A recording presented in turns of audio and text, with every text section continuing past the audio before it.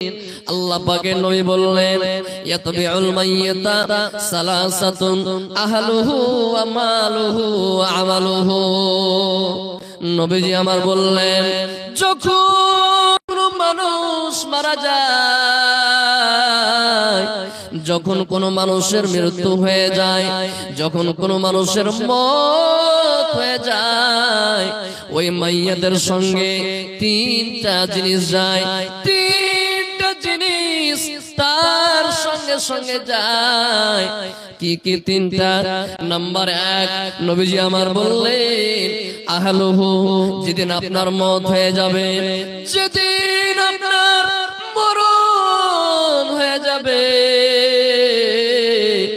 আপনার সঙ্গে আপনার আহল পরিবার যাবে, আপনার গ্রামের লোক যাবে, আপনার বংশের লোক যাবে, আপনার খানদানের লোক যাবে, আপনার পোতারা যাবে, আপনার লাতিরা যাবে। নবীজি আমার বললেন এক নম্বরে আহলুহু, মানে তার আহল পরিবার তার সঙ্গে যাবে,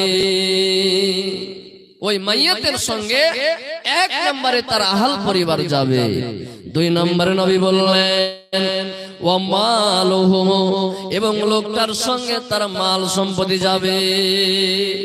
মাল মানে কি বন্ধুরে আমার, ও বয়স্ক বাপদানেরা শুনেলেন, মাল মানে কি? আপনি দুনিয়ার বুকে 2 বিঘা জমির মালিক, দোকান গাড়ির মালিক, দোকান বাড়ির মালিক, এই মাল সম্পত্তি, এই টাকা পয়সা আপনার সঙ্গে যাবে না, মাল আপনার সঙ্গে যাবে। মাল মানে কি? ওরে মুসলমান, প্রত্যেক গ্রামে প্রত্যেক পাড়াতে দেখবেন মসজিদে এখানটা মরণ খাট রাখা আছে। সুবহানাল্লাহ, যেদিন আপনার মরণ হয়ে যাবে, যেদিন আপনার মত হয়ে যাবে, এই মরণ খাট খানটা আপনার বাড়িতে নিয়ে আসবে, এই মরণ খাট আপনার সঙ্গে যাবে, আপনার সঙ্গে এখন বিছানা যাবে, আপনার সঙ্গে এখন চাদর যাবে, আপনার সঙ্গে এখন কাঁথা যাবে। এগুলো হলো মাল। নবীজি আমার বললেন এই মাল তোমার সঙ্গে যাবে। তারপরে নবী বললেন ওয়া আমালুহু, এবং তোমার সঙ্গে তোমার আমল যাবে। দুনিয়ার বুকে কি আমল করেছো, এই দুনিয়ার বুকে কতখানি তুমি নেকির কাজ করেছো, কতটুকু তুমি গুনার কাজ করেছো, এই আমল তোমার সঙ্গে যাবে। এরপরে পরে নবী বললেন ফায়ারজি উসনানি আহলুহু ওয়া মালুহু। নবীজি আমার বললেন এই 3টা জিনিস তোমার সঙ্গে যাবে, কিন্তু বন্ধুরে আমার 2টা জিনিস আপনার সঙ্গে থেকে ঘুরে চলে আসবে। 2খানা জিনিস ঘুরে চলে আসবে। 2খানা জিনিস কি কি? নবীজি আমার বললেন আহলুহু, আপনার আহল পরিবার যাবে, আহল পরিবার ঘুরে চলে আসবে। ওয়া মালুহু, আপনার সঙ্গে মরণ খাট যাবে, বিছানা যাবে, চাদর যাবে, কাঁথা যাবে।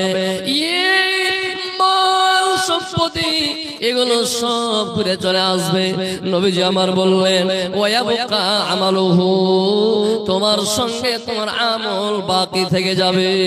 ওরে মুসলমান, এই কবরের ভিতরে তোমাদেরকে, আপনাদেরকে, আমাদেরকে একমাত্র এই কবরের ভিতরে একমাত্র আমল দিয়ে মোকাবেলা করতে হবে। এর পৃথিবীর মানুষ একটু কান খুলে শুনে নাও, এই দুনিয়াতে আমরা টাকার মালিক, এই দুনিয়াতে আমরা গাড়ির মালিক, এই দুনিয়াতে আমরা জমি জায়গার মালিক, আমরা টাকা সম্পদের মালিক, আমাদের দেহতে বল আছে, আমার বংশের গরম আছে, আমার পদের গরম আছে। এই টাকার গরমে আল্লাহ সামাদ এই দুনিয়ার মুখে আপনি গুনাহ করার পরেও, আপনি ভুল করার পরেও, অন্যায় করার পরেও আপনার জান বেঁচে গেল। আপনি দুনিয়াতে টাকাওয়ালা মানুষ, আপনি কোনো অন্যায় করে দিয়েছেন, আপনি কোনো অত্যাচার করে দিয়েছেন, কিন্তু মুসলমান এই অত্যাচার করার পরেও, এই অন্যায় করার পরেও আপনি টাকাওয়ালা মানুষ, আপনার কাছে টাকা আছে, আপনি গিয়ে ঘুষ দিয়ে দিলেন, আপনি পদে আছেন, আপনি গ্রামের মুখিয়া মেম্বার, আপনি পদে আছেন, এই পদের গরম দেখে আপনি বেঁচে গেলেন।